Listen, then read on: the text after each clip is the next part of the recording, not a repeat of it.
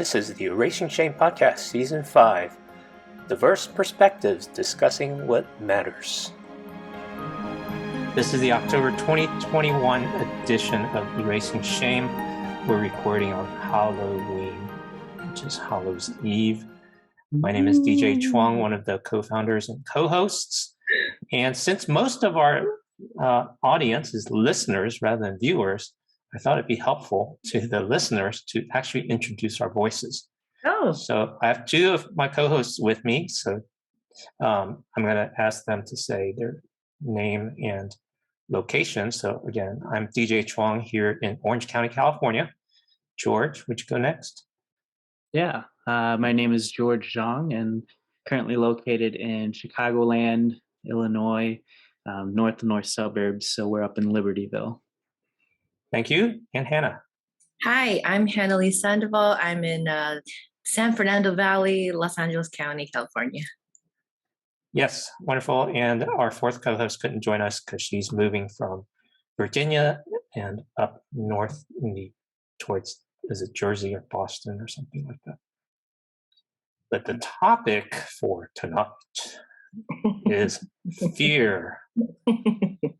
The fear factor, how fear has become such a big part of our media, but it's been a part of all our lives because our brains are wired for responding to fear. As we learn more about neuroscience and how quickly our body and our mind and our emotions respond to threats. Make the kitten, and then we have the fight or flight response. And then now as we discover a little more nuance, some people freeze like deers, some people act like deers, and then there's even a fourth one, shutdown. So play dead like possums. And so we're going to talk about fear because it is such a visceral and intense emotion, kind of like shame, you know. And they're actually kind of related, so we're going to explore a bit about that. I'm so happy George and Hannah have some professional training about that, but I know we also have personal stories about fear. So who would like to lead with a personal story of fear that you've overcome or one that you still experience from time to time? Well, one of the questions I threw out earlier was I would love to hear, and also from our audience too, if you can post somewhere for us, what are some phobias or fears or experiences, either in your childhood or as an adult, that it would be kind of embarrassing or even shameful for other people to find out? And I guess I will be transparent first. I'm a 38-year-old married woman with going to be 2 kids, and I am still scared of the dark sometimes. Not in familiar places for the most part, but in unfamiliar places, I do not want to be left alone with no light. And I'm sure that's kind of like a not pleasant experience for most people, but for me, it becomes like a very visceral, I go into fight, flight, freeze, is shut down very quickly. And especially if I've been exposed to, during Halloween time, there's a lot of horror movies and just like billboards, commercials, and things that I did not ask for or invite. But if I see an image that just strikes me the wrong way, it sticks in my head. And then that night I need to have all the lights on. So, yeah, not proud of it, but something I've done a lot of work on overcoming. I think the overcoming piece for me was when I did an internship or a missions trip with YWAM, and I chose to go to Hawaii. And yes, you can do missions in Hawaii. But we were actually working with the Salvation Army and some other nonprofits. And I didn't know that Hawaii actually has a lot of very fear-based beliefs in the indigenous culture and religions. And so, and by the way, if we have any listeners who are islanders, feel free to correct me. But when I was there, what I was told was you don't carry pork in your car on a certain highway. This is on Oahu. Because if you do, funny, weird things will happen. And so one thing that happened to me, and then later a friend, was that we were on the phone. There was pork, I don't know, just something with pork in it in the car, leftovers or something. But we hadn't thought about it very seriously. And we're on the phone with a friend, and it static, but it was like spooky, strange kind of static, which we realized later, like that was kind of freaky. And then another friend did something like that. And then they went through this series of things where everybody in the house was getting like marks on their back that were unexplained, like scratches. And so just a lot of fear-based things. But when I was there for missions training, I felt that God was inviting me to not be afraid. And so I would go jogging at night, right after, kind of all the sun and everything had gone down, just learning to like just be out in the open in an unfamiliar place and push myself a little bit. And it was a mental battle. It was really, really hard. But that was a point of breakthrough for me. I guess exposure therapy would be what we call it. Yeah. Okay. Yeah. How about y'all? That's pretty good. Yeah. So right before I dropped my wife off at the airport this morning, I told her we were going to be talking about fear today.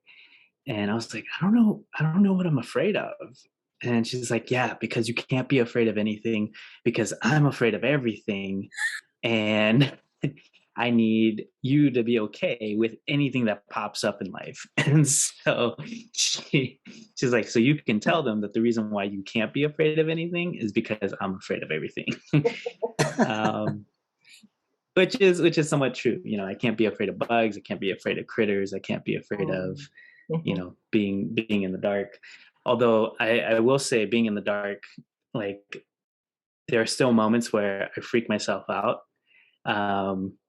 Because of all the imagery that exists in my imagination when I'm like home alone and in the basement and then having to turn off the lights, like the turning off the light and then the quick pitter patter of my feet running up the stairs so that whatever's in the basement doesn't catch me. Still happens from time to time. And I think too, right? Whether it's with indigenous cultures or even our own ethnic cultures, right? A lot of fear also has created superstitions, right?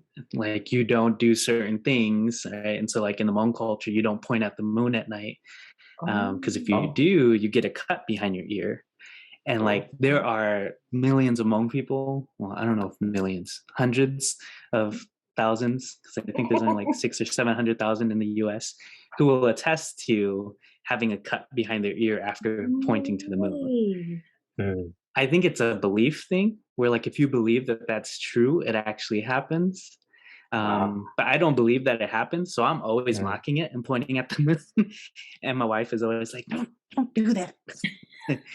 But yeah, I think the other thing is so movies, like you were saying, Hannah, like really messed me up because my imagination can just run. And so I remember one weekend for one of my friend's 16th birthdays, we watched 28 Days Later, which was a big zombie movie back in the day. And there was a scene where the power grid goes out, right? And then all the zombies start attacking. And that same weekend, the power grid goes out in my neighborhood. I'm the only person at home. I'm like 15 and I'm freaking out and I'm locking all the doors. I go into my garage. I grab my bow and arrow, like my 40-pound pole bow and arrow, and I'm sitting in the basement just rocking back and forth because my brain was so racked by that movie. And my brother and my mom and my dad come into the house and they're like, "What are you doing?" And I'm just like, "Don't worry about it." And I put the bow away. Just go about my day. But that's my big fear issue is movies really trigger a lot of fear in me. Wow. And for our listeners and audience, you might have heard the ding, and our fourth co-host has joined us. Yay. Hello, Leah. How are you? Where have you relocated from Virginia to? I'm finally in Boston, Massachusetts. It was Boston. I've never been to Boston in the fall. It's gorgeous. Mm-hmm. Oh, it's really gorgeous. It's my first time in the northeastern part of the country, and it's a great time to be here. Oh, yay. Well, we're just getting started sharing our personal fears, those that we've overcome or those that we still experience from time to time. If you want to share something with a little levity, that would be certainly welcome. And we know fear is related to shame. We'll get there pretty soon too. So my fear that I still experience, and I'm 55, so what I don't watch horror movies because I too am quite sensitive to picking up the heebie-jeebies and the vibes from those things. And I don't understand how people can watch those things and just laugh it off. But I feel the scaredness, and that's not a good feeling. I have plenty of other things to fear in life. So my fear is performance and unstated expectations.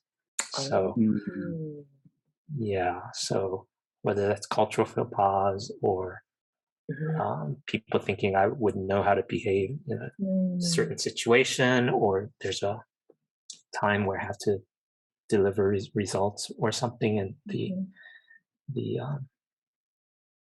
expectations aren't spelled out, then I have that freeze feeling. So I tend to move to freeze, not fight or flight. So I tend to freeze, and because the internal message is, am I doing it right? Am I doing something wrong? And what if it's not good enough? And what will I lose? So that feeds into the discomfort of the fearful feelings. So that's why I enjoy erasing shame in the way I'm producing it, because there's no expectations. I can just record and not have to edit and not aim for a certain quality where I have to approach that fear. It's my hope that as we set this as an example, it's okay to be imperfect and it can still provide value for people. So that's one that I constantly still experience. Wait, so is this whole podcast exposure therapy for you, DJ? Yeah. He's desensitizing exposure for myself to the and for others, because so there's even more behind that, because being Asian American, we're under such a pressure collectively to perform, and we celebrate the top 1% or the people that get the awards. But I'm like, there's 99% of us that don't ever get recognition or get awards. What happens to the rest of us?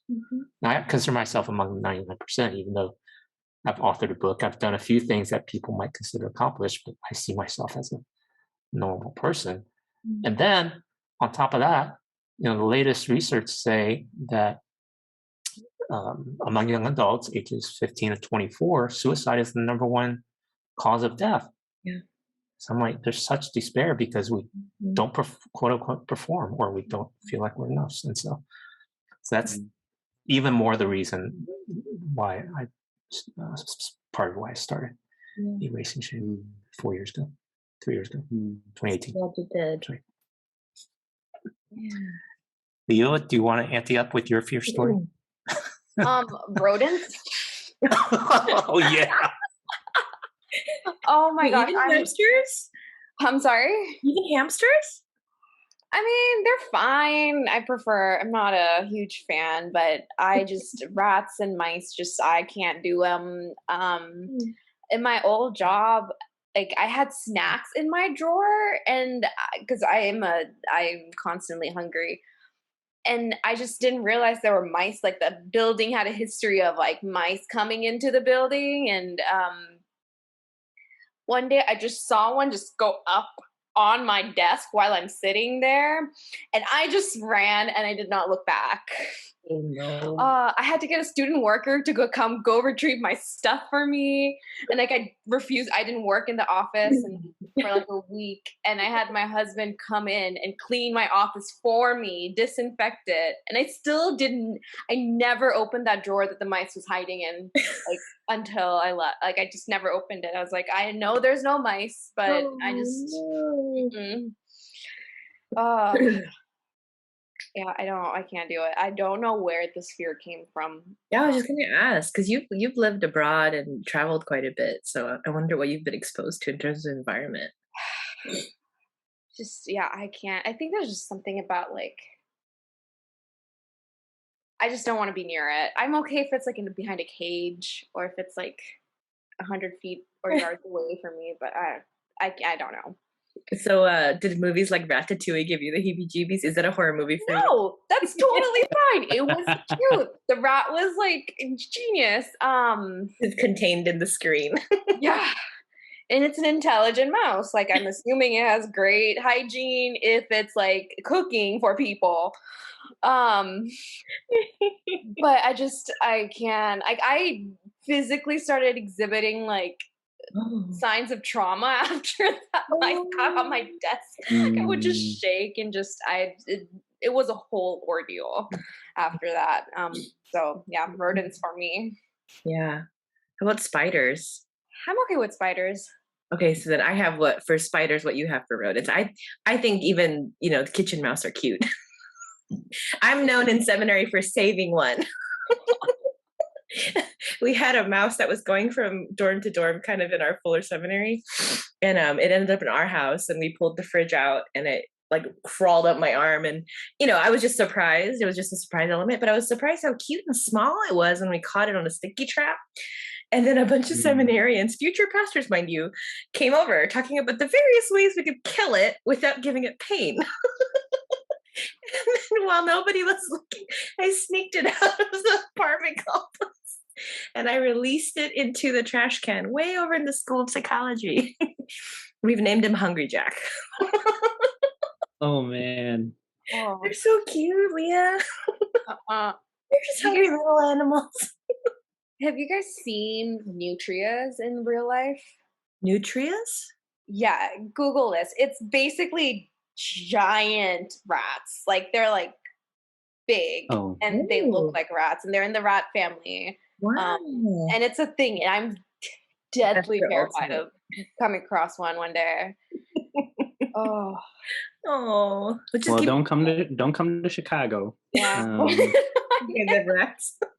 I think Chicago actually has the highest like rat per capita like infestation. Oh. More than New York. That's surprising. Mm-hmm. Yeah, that is amazing. Yeah. My wife was like, I want to try living in the city one year since we're here. I'm like, I don't think you could do it.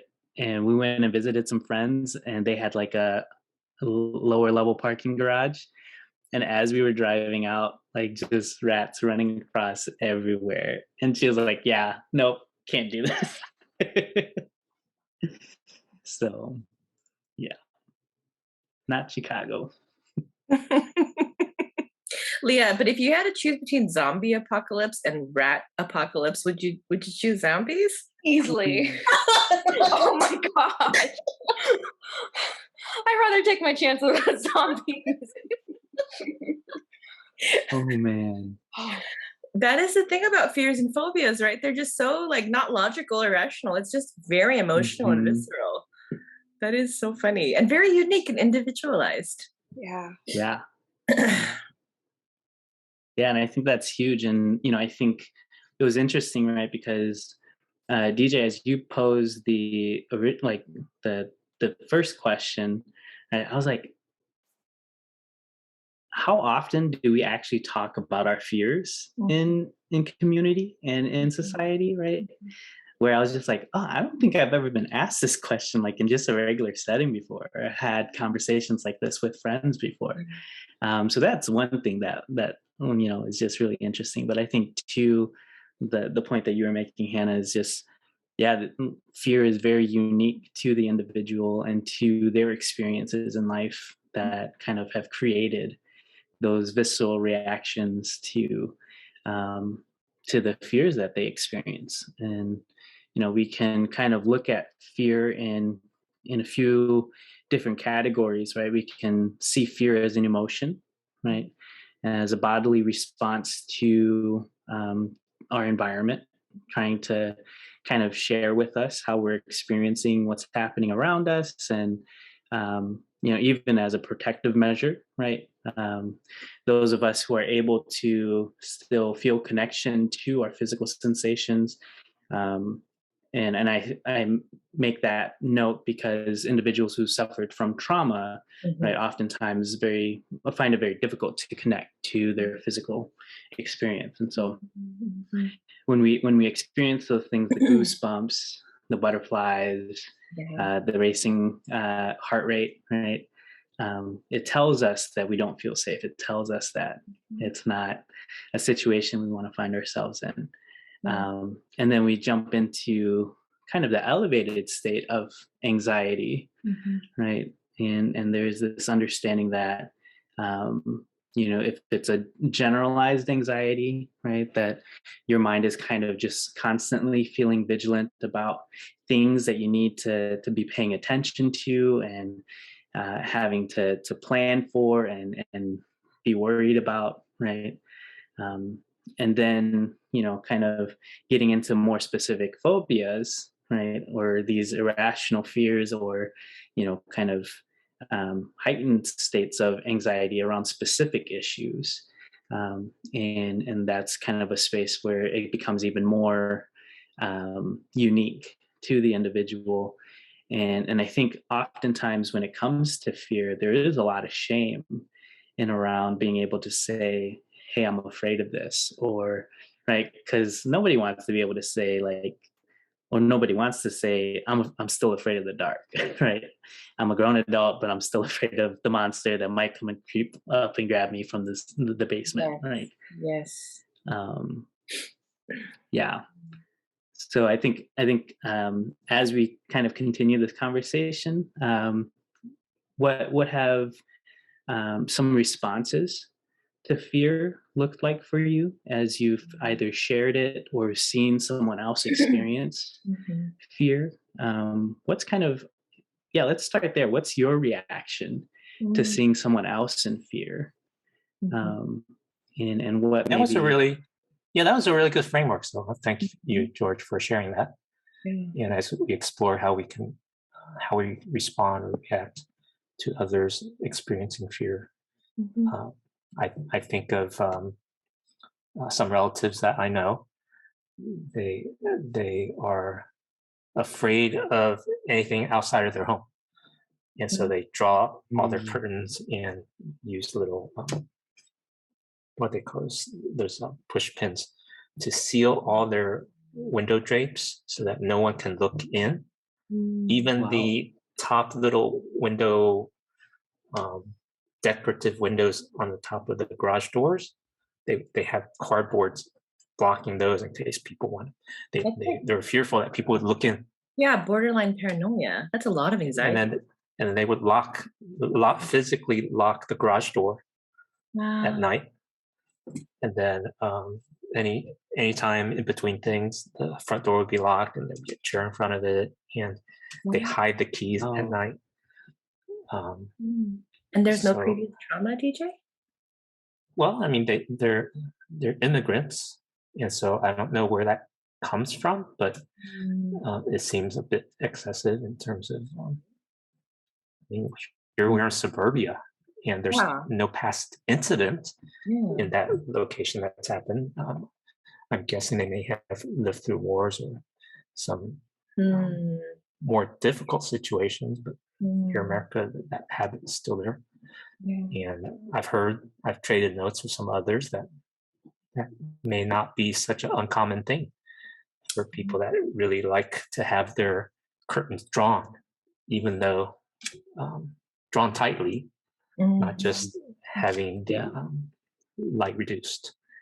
And well, I guess today with technology, we have a lot of people that have those little electronic cameras in front of their doors to prevent the porch pirates. So I mean that's a realistic preventative thing, but sometimes it spills over into the realm of fear and phobia and irrational things. Yeah, seems disconcerting. But in terms of a more personal, real-time incident when someone's experiencing fear, I would like to think that I would stand with that person experiencing fear so that they're not facing it alone. I'm trying to think of a specific situation where I've had to do that. But I mean, over the past 2 years, been mostly Zoom kind of conversations. Mhm. So the fear of being alone is a fear. So that's one I can readily step into to help someone not feel alone by being with them. Mhm. Mm.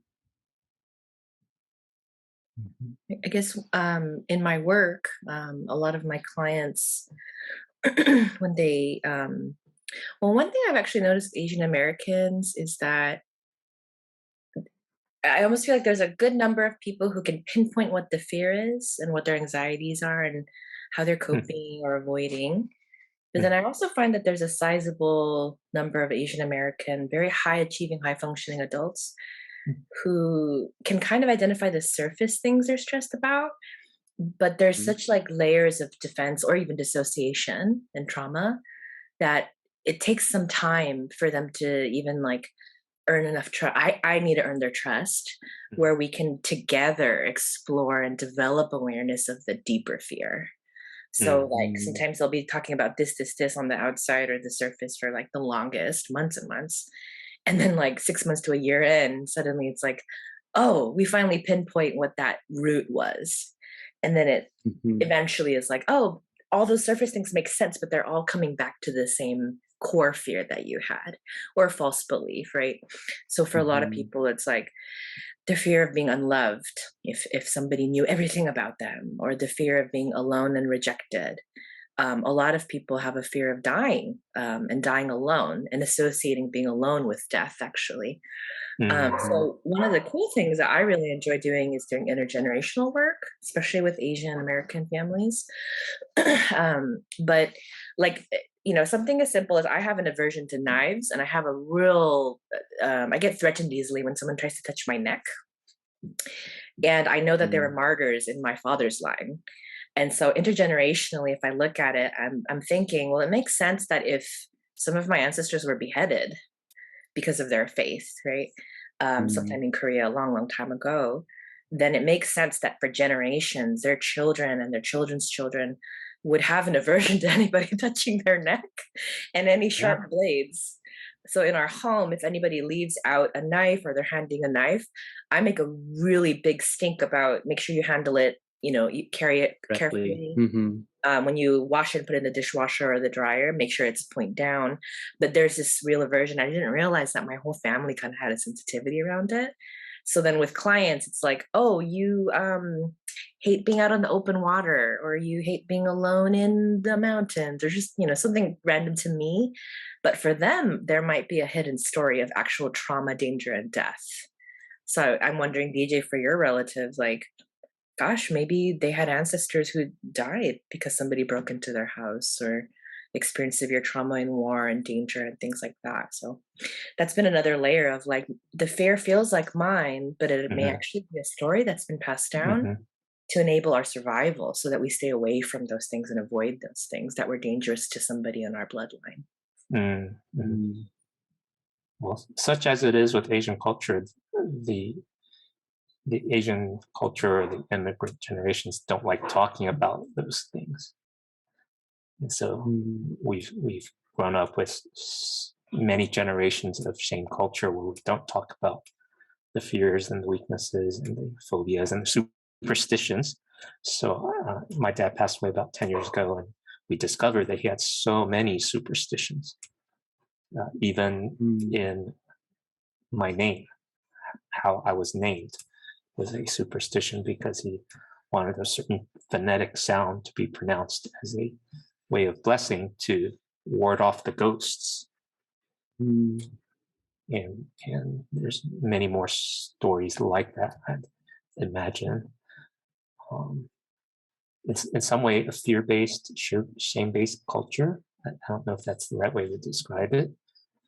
And I suppose if we were to look at American culture, there's certain fears too, as silly as the number 13 Oh, yeah. and black cats and stepping on cracks. And broken mirrors, right? Walking under ladders.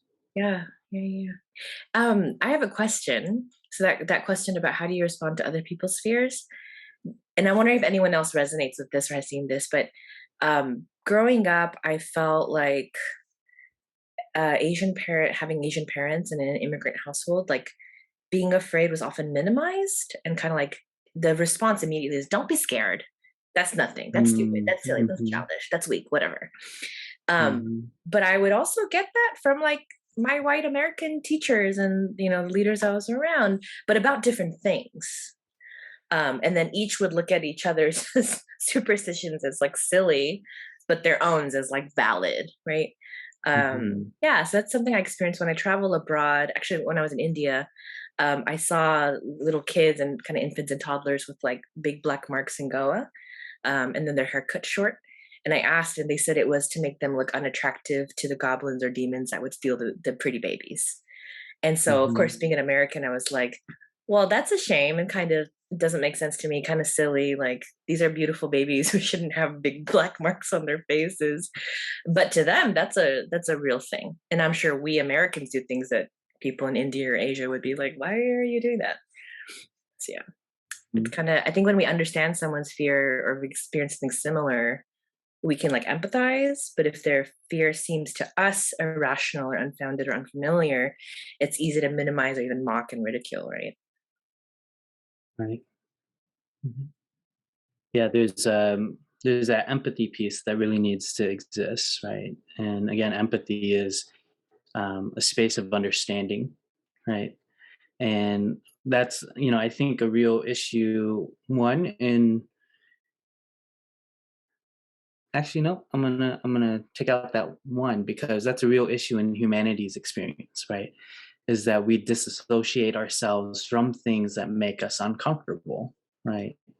And so this is where sympathy or platitudes or, you know, the brushing things off and invalidating becomes a kind of a defense mechanism for our personal selves, right? To kind of ease our own discomfort that someone around us is uncomfortable, right?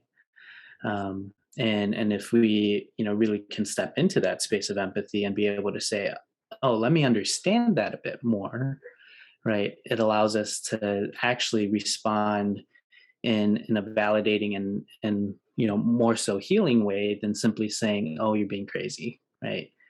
And I think when it comes to fear, that term gets thrown around the most, right? Is, you know, that's a crazy thought. Why are you even thinking that, right? Yeah. This is really interesting. I have maybe one thought that I'm sort of formulating, so might not make sense. And let me know if it doesn't. I watched a TikTok recently where this guy was explaining that oftentimes human beings, like, we tend to, instead of our actions following our thoughts, oftentimes we justify our actions, if that makes sense. Like, instead, like, I do something and in my brain I rationalize as to why I did that, even though it might not be something I consciously chose to do. And that idea has been sort of, I've been sort of thinking about that a lot, as to like, oh, what are the things I do on a daily basis that I sort of end up justifying in my brain for the sake of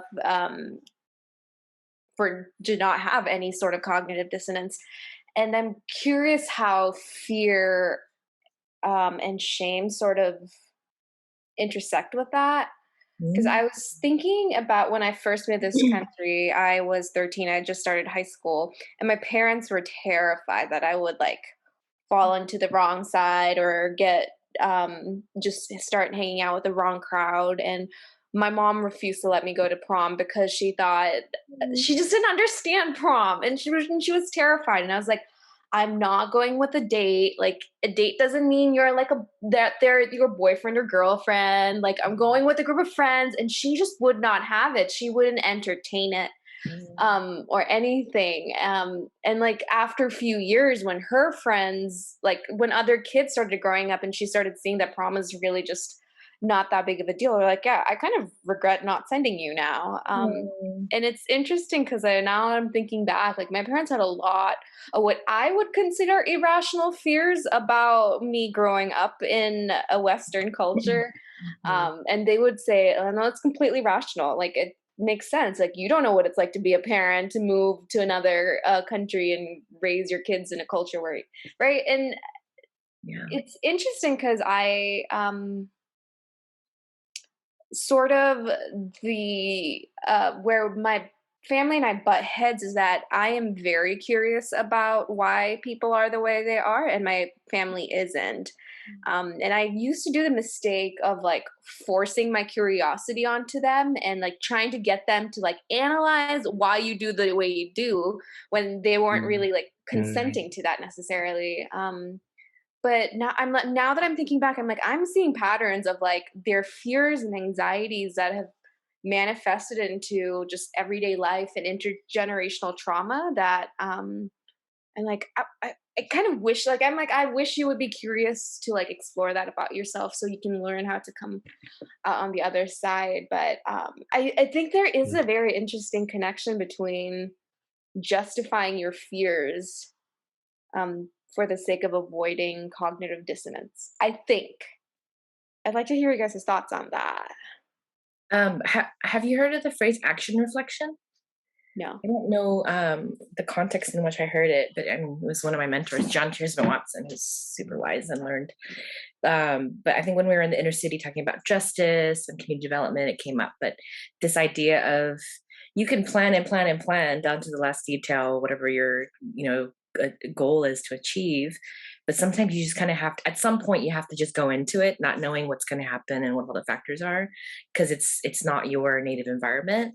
And then you can reflect afterwards, expect to make mistakes, and then reflect on that and then act again, right? So this is kind of a cycle of action reflection. I think there's another piece I'm missing. But I feel like what you're talking about is what I would contextualize as kind of like our top brain or our neocortical brain, where we're conscious of things and we can plan and make sense and rationalize. But then our subconscious, and I do this brain spotting thing, which is like we're working with the subcortical or subconscious brain, where we tell people that deeper part of your brain that's between your brainstem and your top of your brain is where emotion, memory, and trauma lie.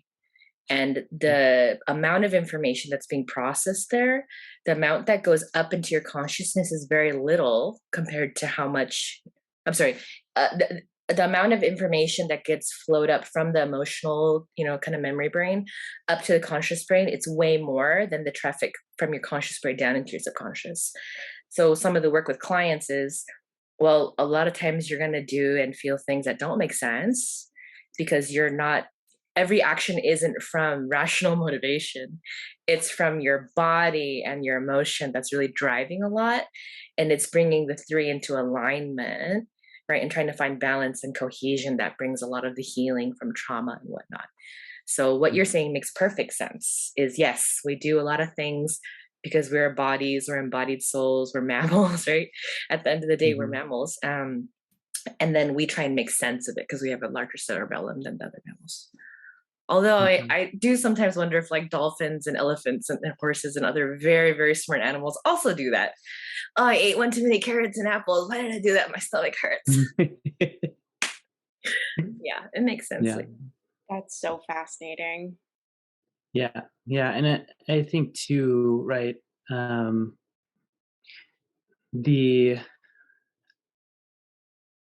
I think the big issue comes out of even this original question that we're working with around shame, right?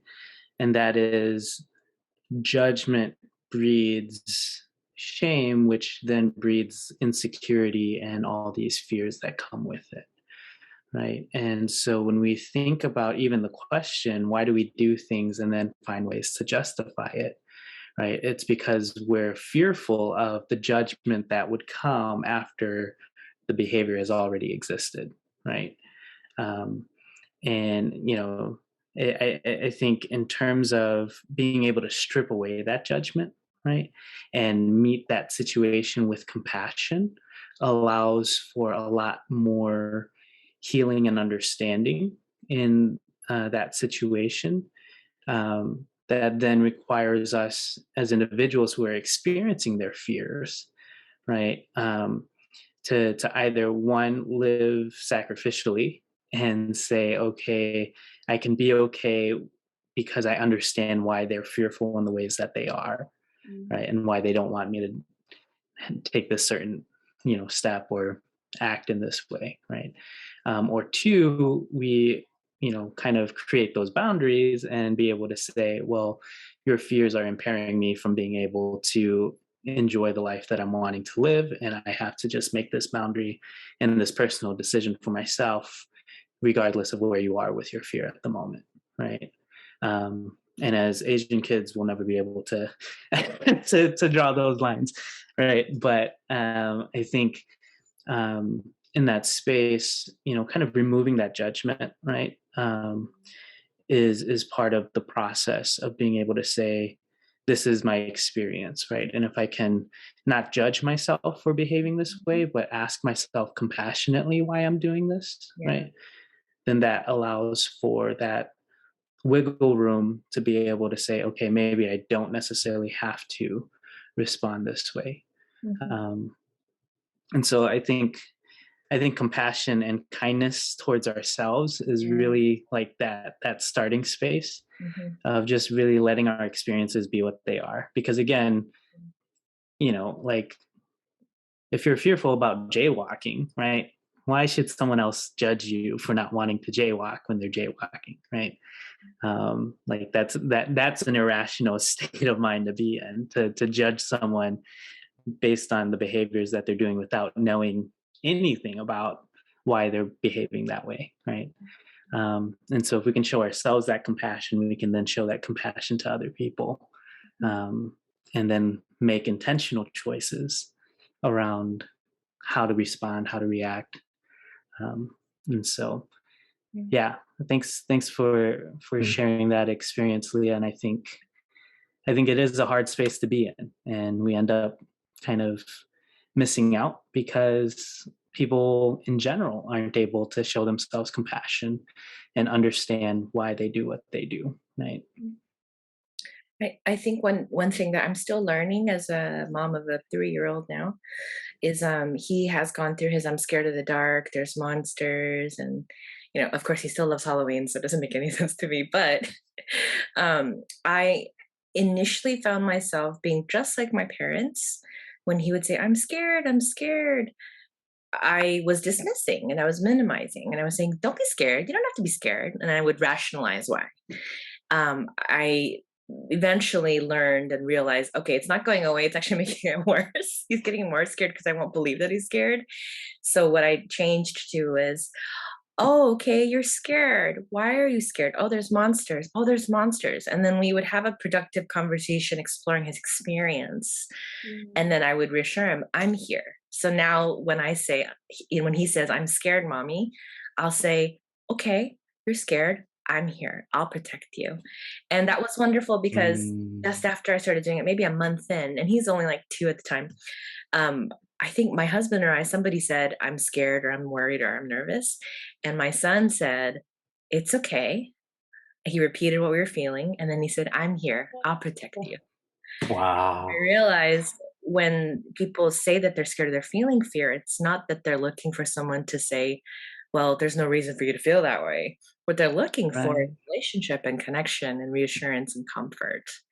And it starts with ourselves. So, for me to expect that from my parents who never did it for themselves would be a lot to ask.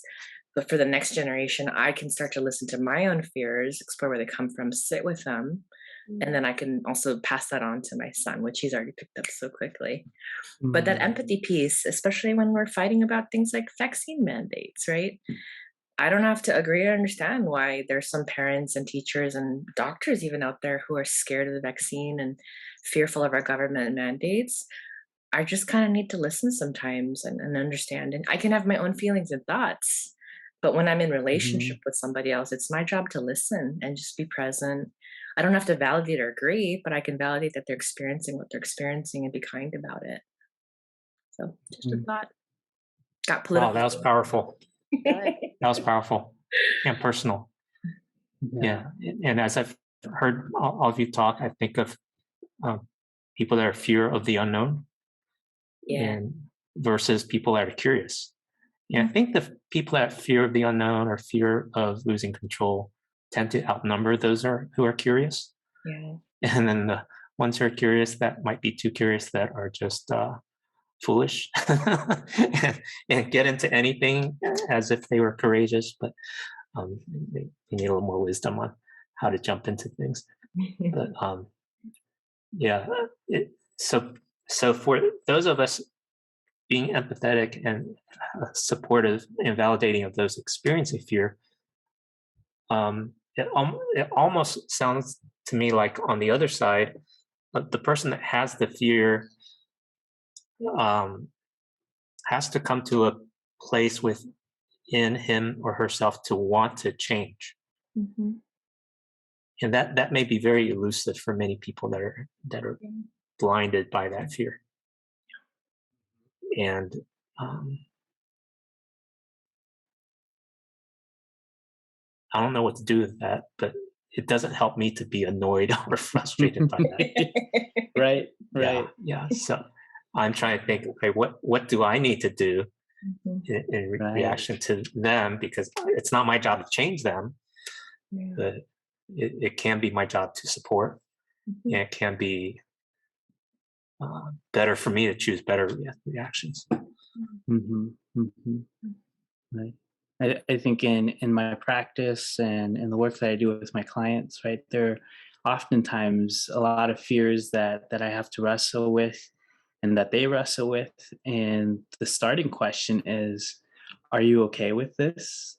Or is it something that you want to change? Is it something that you want to no longer have to live with? Or is it something that you're okay with living with? Because we can very quickly get into that judgment space of saying, oh, well, that's a horrible way to live. Why would you ever want to, stay with that? And, but they're not ready to let go of that fear. They're not ready to process it or even want to imagine a life where they don't have to worry about those things, And also, I think, about so I work with a number of African American women who live very vigilant lives because they have to.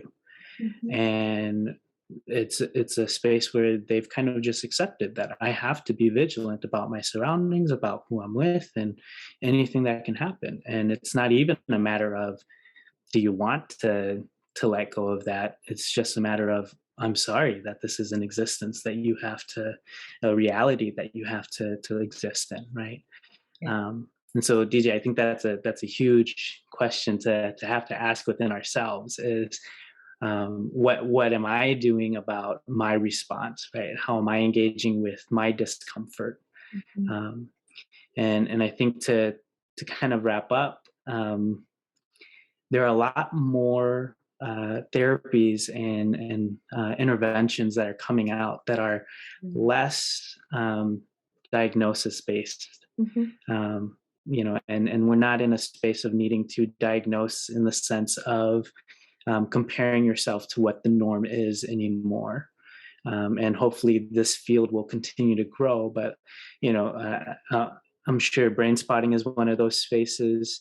And IFS is another one of those spaces that I've been kind of learning and studying, but there's kind of this understanding that when we keep ourselves out of that space of diagnosis, right, we recognize that judgment by putting ourselves up against the norm, right, really isn't helpful.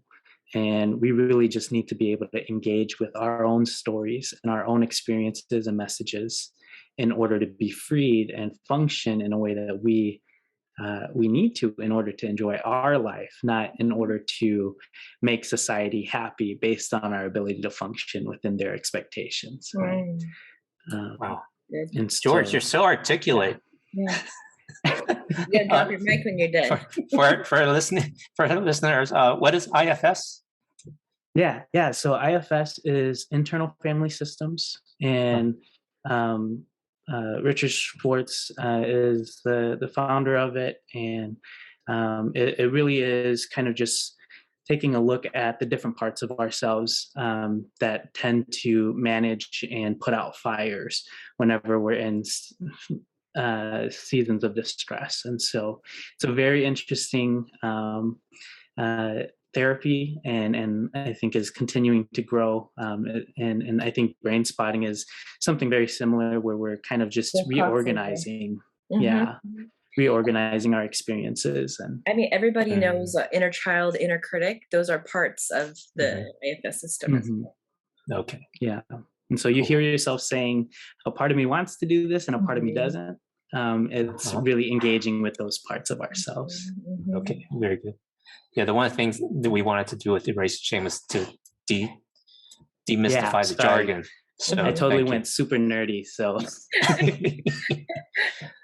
no, but you landed that really quickly, so you're awesome. Yeah. Leah, thank you for joining us amidst your big move.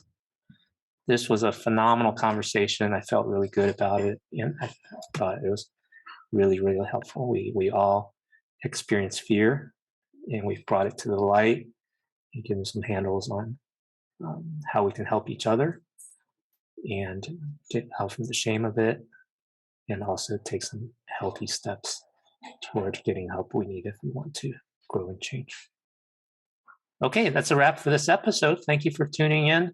So glad you have journeyed with us in season 5. We've got a couple more months left in this year, and we'll try to squeeze in at least 1, maybe 2 episodes amidst these holiday seasons. Thank you for tuning in. Please drop us a line on erasingshame.com. You can leave a voice or a message or any of the social media networks that we're on, including YouTube, Facebook, Instagram, and Twitter. So until next month, please subscribe and share with a friend. Thank you for listening. Bye-bye.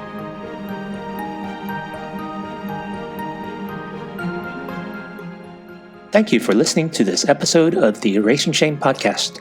Check out our website at erasingshame.com. We would love to hear your comments and questions. Please subscribe on any podcast app like Apple, Google, Spotify, or on Facebook and YouTube. And please add a rating, a review, and a share so more people can experience the freedom and healing that comes from erasing shame.